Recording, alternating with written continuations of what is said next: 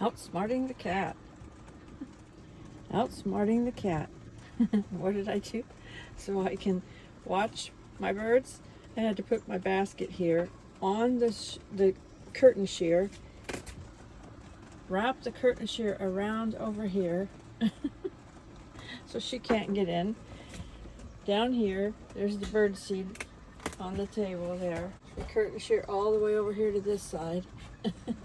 There it is, up there. So basically, this area where I'm watching my birds, she can't get to because I've got the curtain shear wrapped around here now. So she was scaring all my birds away. And then when I blocked this off, all of a sudden I had cardinals and blue jays and different kind of birds come to my feeders.